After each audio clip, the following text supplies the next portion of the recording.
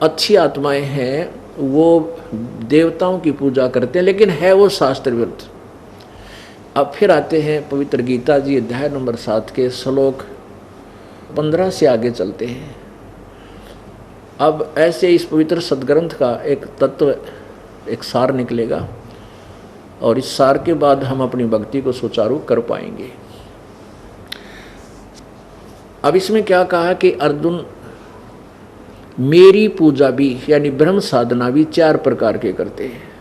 अन्य देवताओं की पूजा, तीनों गुणों की पूजा, ये तो व्यर्थ है ही है, ये तो क्लियर कंसेप्ट होगा, ये तो करनी नहीं। और कहते जो ब्रह्म साधना करते हैं, जो देवी बता रही है और ये काल भी कह रहा है, वो 4 प्रकार के करते हैं। एक अर्थार्थी, एक आरत, जिज्ञासु और ज्ञानी। अर्थार्थी वो होते हैं जो धन लाभ के लिए वेदों के ही श्लोकों मंत्रों से धार्मिक अनुष्ठान हवन यज्ञ आदि करते हैं। वो कोई और किसी शास्त्र के मंत्र जंत्र का सहयोग नहीं करते। ओम जय जगदीश रे, स्वामी जय जगदीश रे, जय गणेश देवा, इस तरह की आरतियाँ नहीं करते। वो केवल वेदों के मंत्रों से अनुष्ठान करते हैं। जैसे ये गायत्री मंत्र बना रखा है, ओम भूर्भुवः स्वः, वैसे इस मंत्र के साथ ओम शब्द नहीं लगना चाहिए। ये गलत है बिल्कुल, क्योंकि ये यजुर्वेद अध्याय नंबर 36 का मंत्र 3 है और उसमें ओम शब्द नहीं लगा हुआ है, और उसमें पूर्ण परमात्मा की महिमा गाई गई है। वो केवल एक महिमा बताई गई है, उसके पाठ से बार बार जाप करने से केवल ज्ञान यज्ञ का फल मिलता है। और यज्ञ का फल ऐसा समझो जैसे रोगी को ग्लूकोज हो। ग्लूकोज अपना लाभ करती है, लेकिन ट्रीटमेंट जो रोग काटने की दवाई वो न्यारी होती है, भिन्न है। वो ये मंत्र है जो दास आपको बताएगा। तो यहाँ प्रसंग चल रहा है कि ये क्या बताया है कि अर्थार्थी जो धन लाभ के लिए वेदों के मंत्रों से ही अपने धार्मिक अनुष्ठान करते हैं। आरत संकट निवारण करने के लिए भी वेदों के मंत्रों से ही वो अपना जंतर मंत्र यानी कोई अनुष्ठान करते हैं।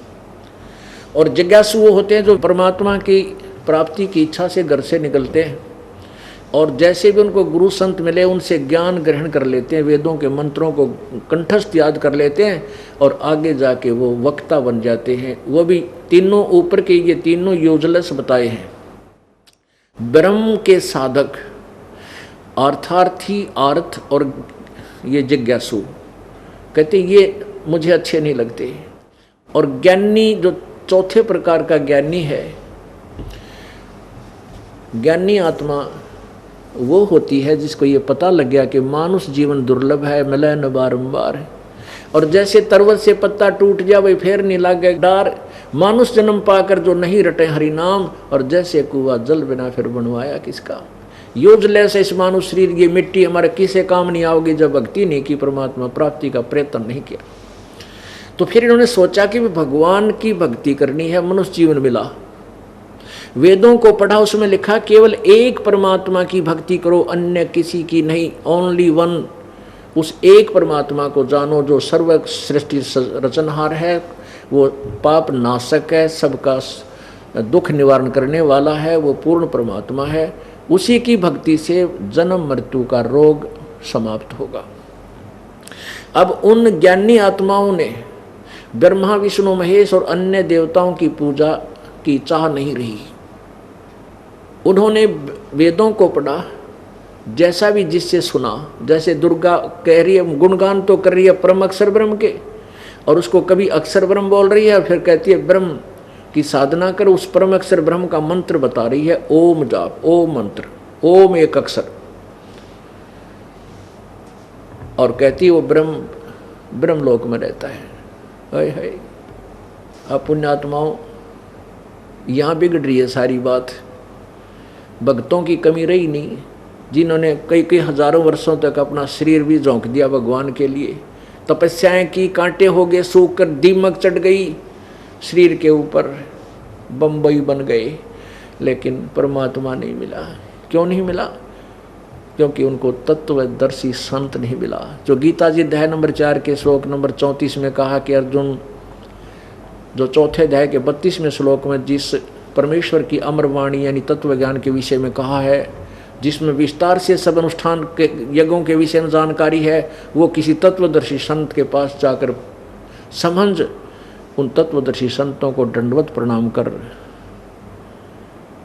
विनम्र होकर उनसे प्रश्न कर, वो परमात्म तत्व को जानने वाले, तत्व ज्ञान को जानने वाले वो तत्वदर्शी संत जो उस परमेश्वर की के बारे में जानकारी देंगे, फिर वो साधना कर।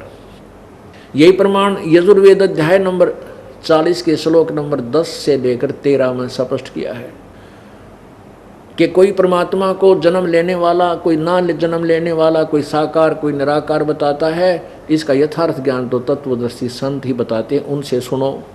इससे सिद्ध है कि पवित्र चारों वेदों और पवित्र श्रीमद् भगवद गीता का ज्ञान इनकम्प्लीट है, गलत नहीं है, अधूरा है, ब्रह्म तक की साधना का ज्ञान है।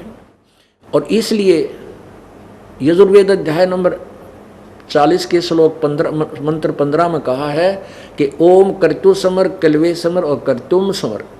ओम नाम का जाप काम करते करते सुमन करो, विशेष कसक के साथ सुमन करो और अपना मूल कर्तव्य जानकर सुमन करो। तो उन ज्ञानी आत्माओं को जैसा भी अपने आप निष्कर्ष निकाला कि ओम नाम का जाप लिखा यजुर्वेद में, यजुर्वेद से मंत्र तो ले लिया ओम, और वो मान लिया पूर्ण परमात्मा का, उस एक सर्वशक्तिमान एक भगवान का, एकम एक, जो और परमात्मा नहीं है उसके तुल्य, वो मान लिया उसका, और ओम नाम का जाप करने लगे।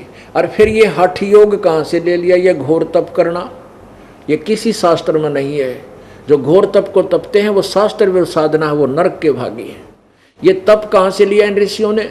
जब ब्रह्मा जी को कमल के फूल पर रजगुण ब्रह्मा जी की उत्पत्ति दुर्गा और इस काल ने कर दी अपने दोनों के मिलन से, तो उसके बाद इसको कोमा में रखा, और जब ये बड़े हुए तीनों भगवान ब्रह्मा जी को कमल के फूल पर लेटा दिया, वहाँ इसको होश में ला दिया। ब्रह्मा जी कहते हैं जब मैं होश में आया तो मुझे नहीं मालूम मैं कहाँ से उत्पन्न हो गया, मैं तो कमल के फूल पर बैठा था। फिर सब कुछ देखा, इस कहीं और छोर पृथ्वी का मिला नहीं। तब मैंने सोचा भी मेरा क्या कर्तव्य है, इसे सब जगह जल ही जल है, मैं क्यों पैदा हो गया। तब आकाशवाणी हुई कि तप करो तप करो। कहते हैं ब्रह्मा जी के देवी पुराण में 3रे स्कंद में 4-5 अध्याय में कहते हैं कि मैंने 1000 वर्ष तक तप किया, और फिर क्या कहा, आकाशवाणी हुई अब सृष्टि करो। तो यही सवसम वेद में लिखा है परमात्मा की सच्चिदानंद घन की वाणी में, तपो तपो कर वाक्य सुनाया, लोक रचो बल मेरी माया। उस काल ने तप तप तप तप का वाक्य बोला, और फिर जब तप कर गया, जब कहा कि अब सृष्टि कर, लोक रचो बल मेरी माया। अब वहां से तप ले लिया, क्योंकि जब तक तो ब्रह्मा को वेद मिले भी नहीं थे। अब वो तपो तपो का वाक्य जो आकाशवाणी हुई, वो काल ने करी ब्रह्म ने भ्रमित करने के लिए। तो इन देवताओं ने वो तपो शब्द तप का तो वहां से ले लिया कि भगवान उस काल की वाणी को परम पूर्ण परमात्मा का आदेश मान लिया, जबकि इस काल का आदेश था। उसके बाद ये चारों वेद मिले, वेदों में ओम मंत्र पाया, तो इन सब ने यू खिचड़ी बना ली।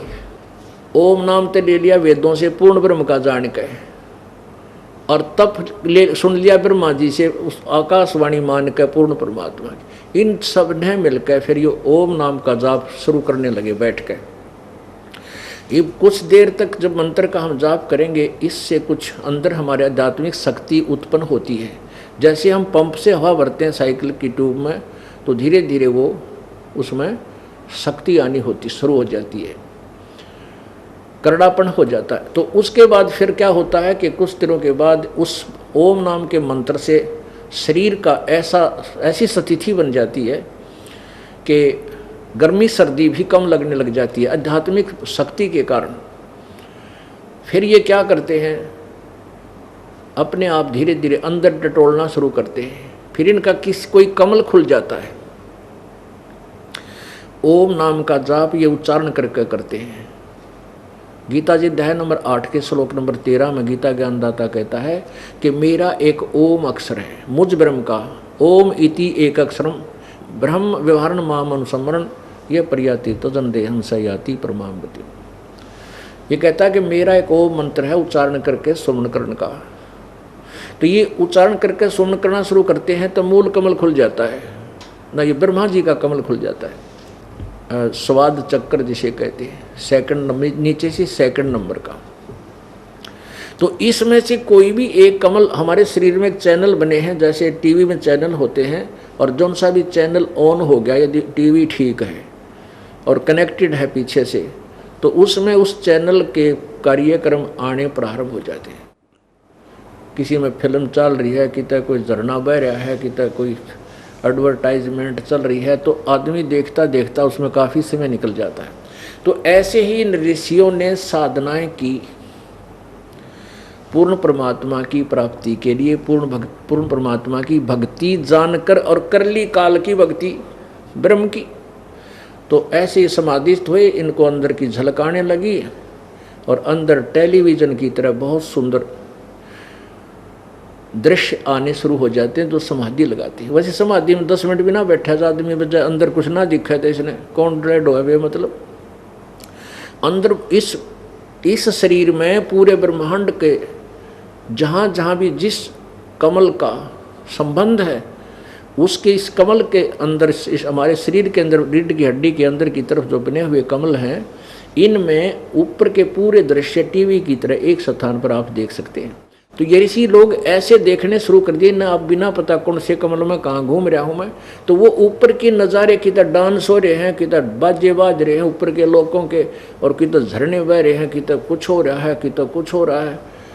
उनको देख देख कर ये काफ़ी वर्षों तक बैठे रहते हैं, और ऐसी अभ्यास, ऐसी आदत बन जाती है। जो ही वो बाहर समाधि टूट जाती है तो बाहर का दृश्य उसको अच्छा नहीं लगता, फिर बाज के फिर अंदर देखते हैं, अब देखूंगा ऊपर क्या है, और वो देख रहे हैं फिल्म, और बैठने से तप बन गया। अब उस फिल्म को देखने के लिए जो बैठे रहे 10 वर्ष, 20 वर्ष, 50 वर्ष, उससे तप बन गया, और सिद्धियां आ गई इन मंत्र से। ये प्रभु पाक गए, जो बैटरी चार्ज कर ली 5, 10, 20, 50 वर्ष बैठ कर जो साधना की, उससे तप बन गया, और तप के साथ साथ जो मंत्र जाप करते थे उस सिद्धियाँ आ गई। और फिर भगवान तो मिला नहीं, क्योंकि इस काल भगवान ने प्रतिज्ञा की है कि मैं कभी भी अपने वास्तविक रूप में किसी के सामने नहीं आऊँगा। अब जब जैसे भी कोई साधक साधना कर रहा है, किसी को तो ब्रह्मा रूप में भी दर्शन दे देता है समाधि में, किसी को विष्णु रूप में, किसी को शिव रूप में। तो वो साधक जिसने शिव रूप में साथ दर्शन दिए हैं काल ने, ब्रह्म ने, उस ओम नाम के जापते हैं, तो वो मान लेता है कि शिव जी जो है ना, ये तमोगुण शिव, ये ही पूर्ण परमात्मा है। और जिसको इसने दिए विष्णु रूप में दर्शन, तो वो मान लेते हैं ये विष्णु जी ही परमात्मा है, ये छुपा रहे हैं अपने आप को। अब तक यो ऐसे या रोल गदोड़ हो रही थी इस ज्ञान की, अब ये कति क्लियर हो जाएगा आपके समक्ष। अब परमेश्वर कबीर देव की वाणी, नौमन सूत उलझिया और ऋषि रहे झकमार, और सतगुरु ऐसा सुलझा दे भाई उलझना तो जी बार। सतगुरु तत्वदर्शी संत, वो कबीर परमात्मा आए थे, वो सुलझा कर धरके गए थे उस सूत को, लेकिन हम बालक हमने फिर उलझा लिया। अब परमात्मा ने उसको सुलझाने की विधि लिख रखी थी इस दास को, फिर वह टेक्निक दे दी जिससे ये नौमन सूत, अर्थात इतना जबरदस्त अज्ञान बना रखा था इस काल के दूतों ने, नकली ऋषि, मह ऋषि, इन गुरुओं ने। अब वो 1 मिनट में इस असुलझ गया। इस कलयुग में तो उलझ जाए कोई नए भी ज्ञान, जब तक ये भक्ति चाहेंगे संसार दुनिया, आगे भक्तिहीन हो जाएंगे, वो कुआं में पड़ो, वो बात अलग है। अब देखिएगा, पढ़िएगा गीता जी अध्याय नंबर 7 के आगे के 16, 17, 18 और 19, 20, 21, 22, 23 आपने पढ़ लिया। अब बीच में ऐसे चैप्टर अलग अलग हैं, इसमें अलग अलग सतिथि का ज्ञान है। अब देखिएगा,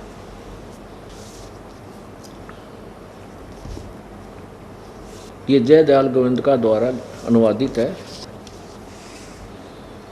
प्रकाशक एवं मुद्रक गीता प्रेस गोरखपुर, गोविंद भवन कार्यालय कोलकाता का संस्थान। अध्याय नंबर 7 का और श्लोक नंबर ये देखिएगा 16। हे भारतवंशियों में श्रेष्ठ अर्जुन, उत्तम कर्म करने वाले यानी अच्छी साधना, जो जहाँ से सही साधना शुरू होती है, शास्त्रानुकूल साधना शुरू होती है, उसमें करने वाले अर्थार्थी, आरत, जिज्ञासु और ज्ञानी, ऐसे 4 प्रकार के भक्तजन मुझको यानी ब्रह्म की साधना करते हैं, मुझको भजते हैं। ब्रह्मा विष्णु महेश की पूजा वो नहीं करते। 17 में कहा है कि उनमें नित्य मुझ में एक ही भाव से सतीत अनन्य प्रेम भक्ति वाला ज्ञानी भक्त मुझे बहुत पसंद है, अति उत्तम है। इन 4 में यो श्रेष्ठ है, क्योंकि मुझको तत्व से जानने वाला ज्ञानी को मैं अत्यंत प्रिय हूँ और वह ज्ञानी मुझे अत्यंत प्रिय है। आगे क्लियर बात कहता है कि जो मेरे से नीचे के जो देवताओं की पूजा करते हैं वो मूर्ख हैं, राक्षस स्वभाव को धारण किए मनुष्यों में नीच दुष्कर्म करने वाले। और जो सुकृत अच्छे कर्म या शास्त्रानुकूल साधना कहाँ से प्रारंभ होती है? मुझ से प्रारंभ होती है, जो मुझे इष्ट मानकर पूजते हैं। तो उसमें 4 प्रकार के हैं, वो 3 प्रकार के रिजेक्ट कर दिए, अर्थार्थी, आरत और जिज्ञासु। कहते ज्ञानी मुझे पसंद है, ज्ञानी को मैं पसंद, मैं उत्तम, मेरे लिए उत्तम है, मुझे अच्छा लगता है, प्रिय है। अब उन ज्ञानियों को भी बताते हैं कि वो भी उस पूर्ण परमात्मा का यथार्थ ज्ञान ना होने से, तत्वदर्शी संत ना मिलने से मेरे वाली अनुत्तम घटिया स्थिति में ही आश्रित रहे। ओए होए, देखो गीता जी अध्याय नंबर 7 का अब श्लोक नंबर 17 आपने पढ़ लिया, 18 पढ़ो।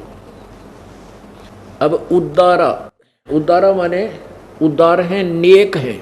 कौन? सर्वे एव एते ज्ञानी तु आत्मा एव मे मतम, मेरे मत में, मेरे विचार से ये ज्ञानी आत्मा, जिनके विषय में 17वें श्लोक में कहा, ज्ञानी को मैं अत्यंत प्रिय हूँ और ज्ञानी मुझको प्रिय है। ये है तो अच्छी उदार आत्मा है, ये अच्छी आत्मा है, परंतु आस्थित स ही युक्त आत्मा माम एवं अनुतमाम गतिम। ओहो, वो उद्धार तो हैं, बेचारी भगवान प्राप्ति के लिए प्रयत्न कर रही हैं, सिद्धड़ की बाजी ला रखी है, लेकिन वो परमात्मा की भक्ति में लीन जो अच्छी आत्मा है, वो मेरे वाली अनुतमा माने घटिया अश्रेष्ठ गतिम, मेरे से प्राप्त होने वाली अनुत्तम गति लाभ को में ही आस्थित हैं। ओए होए, अनुत्तम, इन्होंने अनुत्तम का अर्थ अति उत्तम कर रखा है। अरे तेरा गजब भैया, अनुत्तमाम अति उत्तम। यहाँ देखिए ये सभी उद्धार हैं, एते सर्वे एव, ये सभी उदार हैं। कौन? ज्ञानी। तू परंतु ज्ञानी तो मेरा स्वरूप ही है। तेरा कैसे घुमा दिया, यह मेरा मत है, मेरा मत है, क्योंकि वह मद तत् मन बुद्धि वाला भक्त अति उत्तम, अनुत्तमा माने ये युक्त आत्मा माने जो भगवान में लगा हुआ भक्त है।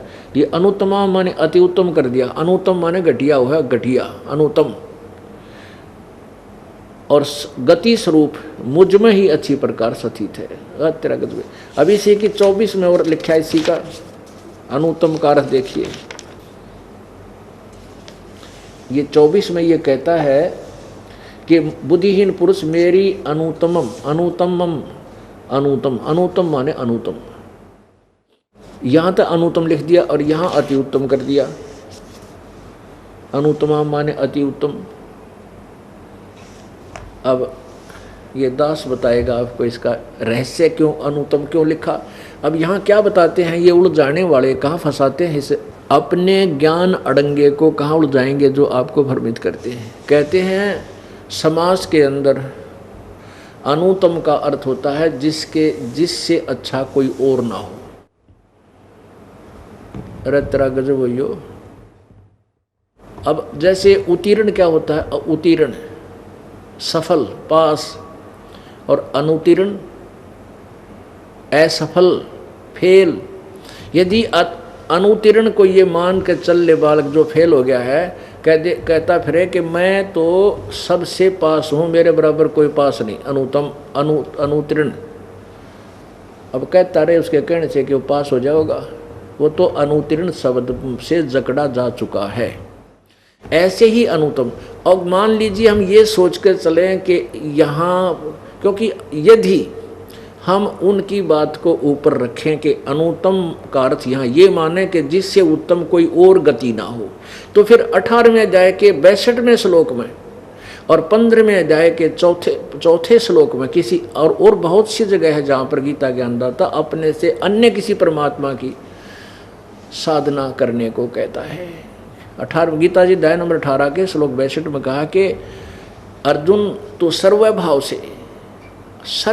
से अनन्य मन से उस परमेश्वर की शरण में जा, उस तत्व ब्रह्म की, उस परमेश्वर की शरण में जा जिसकी कृपा से तू शाश्वत स्थान परम शांति को प्राप्त होगा और शाश्वत स्थान यानी सतलोक में चला जाएगा। शाश्वत माने अजर अमर, जो कभी नष्ट नहीं होता, वो सत्यलोक है।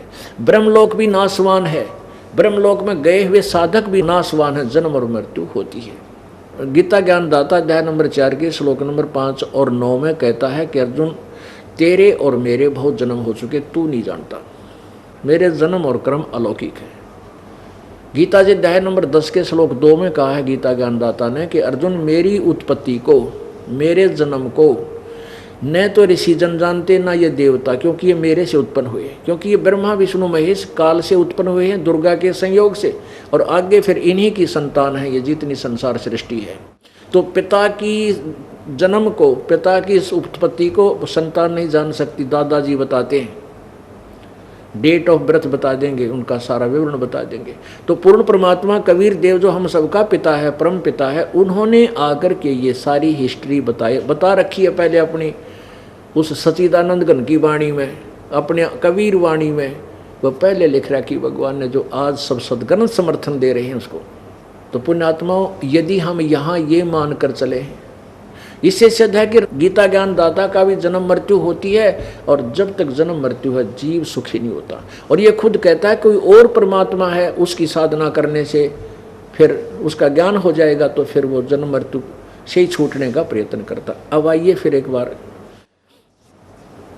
पहले इस अनुत्तम गति क्यों कही, इस कंसेप्ट को क्लियर करते हैं। अब ये ज्ञानी आत्मा जिनको ये ज्ञान हुआ कि भाई मनुष्य जीवन बार बार नहीं मिलेगा और जय हाथ से छूट गया या बात बिगड़ जाएगी, तो उन्होंने वेदों के अतिरिक्त कोई शास्त्र नहीं छेड़ा, वेदों को पढ़ा, वेदों से निष्कर्ष निकाला कि इसमें ओम नाम का जाप है। और वेदों का ज्ञाता ब्रह्मा जी को माना जाता है, क्योंकि सबसे पहले वेद ब्रह्मा जी को प्राप्त हुए थे। तो ब्रह्मा जी से ज्ञान सुना, ओम नाम का जाप उन्होंने पूर्ण परमात्मा का मान लिया, और उधर से ब्रह्मा जी ने आकाशवाणी जो काल की हुई थी तप करो, वो तप करने का आदेश भी साथ जोड़ दिया। 17वें अध्याय का 5वां श्लोक और दिखा देता हूँ आपको। उसमें क्या लिखा है कि जो शास्त्र विधि को त्याग कर जो घोर तप को तपते हैं, अध्याय नंबर 17 का श्लोक नंबर 5। अब 4 तक तो अपन पढ़ ही लिया था। जो सात्विक हैं वो देवताओं की पूजा करते हैं, अच्छी आत्मा जो हैं अच्छे स्वभाव के, वो अन्य उपासना तो कर रहे हैं, वो डले तो ढोरे हैं, लेकिन वो देवताओं तक की पूजा करते हैं। आगे देखो 5वें में कहा कि जो मनुष्य शास्त्र विधि से रहित अशास्त्र विहितम, केवल मन कल्पित घोर तप को तपते हैं, दंभ और अहंकार से युक्त, कामना आसक्ति और बल से अभिमान से युक्त हैं। 6 में कहा कि वो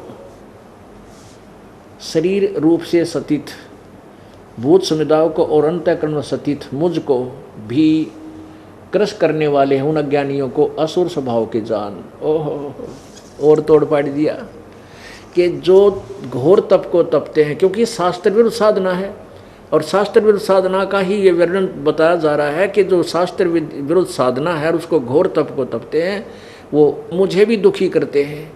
और इस सब परमात्माओं सारे प्राणियों का जो मालिक है वो भी हमारे शरीर में जीव आत्मा के साथ उनकी शक्ति अभेद रूप में, क्योंकि आत्मा उस परमात्मा की है। या आत्मा जैसे जो बच्चा गौ की नज़र में यूँ साईं को संत जैसे गाय ने अपना बच्चे अपने गाय को अपने बच्चे की नज़र रहती है, चारा भी चर रही है और ध्यान अपने बच्चे पर है।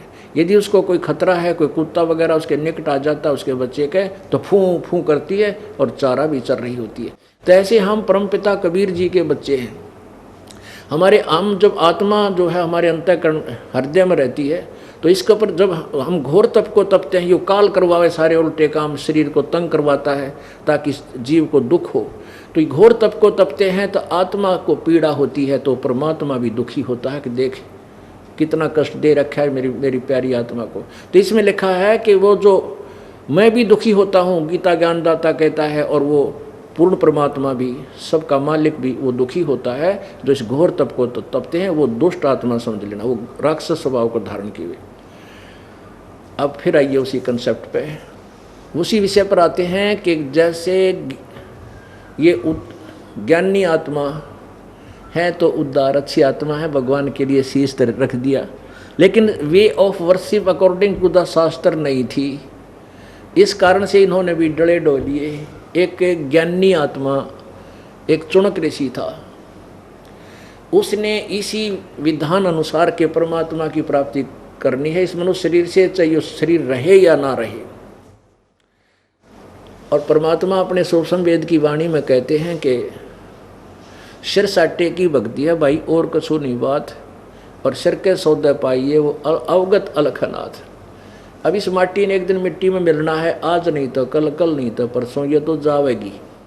और इस मिट्टी से अगर भगवान मिल गया तो सोना उग गया इसमें। तो हमने इस 5 तत्वों की मिट्टी से सोना उगाना है। और जिन भांग बोली आन उपासना करके वह भांग बेच रहे हैं अपने आप भी नरक में, और जिसने प्याम वह भी ब्राह्मण माटी उनकी। तो हमने इसमें वह कणक बीजनी है जो जीवन दाता है, यानी सत्य साधना रूपी कणक बीजनी है, जो हमें भी सुख दे और भी कोई ले जाएगा उसका भी जीवन निर्वाह अच्छा होगा। एक चुनक नाम के ऋषि थे, उन्होंने वेदों को पढ़ा, ब्रह्मा जी से सुना, इधर से सुना, उधर से सुना, फिर सब ने निष्कर्ष निकाल रखा है कि ओम मंत्र जो है ये पूर्ण परमात्मा का है, जबकि ये ब्रह्म का है। गीता जी अध्याय नंबर 8 के श्लोक नंबर 13 में स्पष्ट किया है कि ओम इति एक अक्षरम ब्रह्म व्यवहारण माम अनुस्मरण। ब्रह्म माम ब्रह्म, मुझ ब्रह्म का ओम इति एक अक्षरम, यह एक ओम अक्षर है। इसका उच्चारण करके सिमरण करता हुआ जो अंतिम समय यह प्रियाति तजन देहम सयाति परमाम गतिम। और उस परमात्मा की भक्ति साधना, गीता जी अध्याय नंबर 8 के श्लोक नंबर 1 में अर्जुन ने पूछा कि जो आपने 7वें अध्याय के 29वें श्लोक में तत्ब्रह्म के बारे में जिक्र किया, प्रभु वो कौन है तत्ब्रह्म? 8वें अध्याय के 3रे श्लोक में कहा कि वो परम अक्षर ब्रह्म है। 8वें अध्याय के 5वें श्लोक में कहा कि तू मेरी भक्ति कर, मुझे प्राप्त होगा। 6ठे अध्याय में श्लोक में कहा है कि अर्जुन ये नियम है कि जो जिसकी साधना करता हुआ अंत समय तक जिसमें भावित रहता है, यानी जिस इष्ट की पूजा करता है, अंत में उसी को प्राप्त होता है। 8वें अध्याय के 7वें श्लोक में कहा कि अर्जुन तू युद्ध भी कर और मेरी साधना, मेरी भक्ति कर, मुझे प्राप्त होगा। 8वें अध्याय के 8, 9, 10 में कहा है सच्चिदानंद घन परमात्मा की जो साधना करता है और अंतिम समय तक उसी की साधना करता हुआ भक्ति की शक्ति से वो उस परमात्मा को प्राप्त करता है।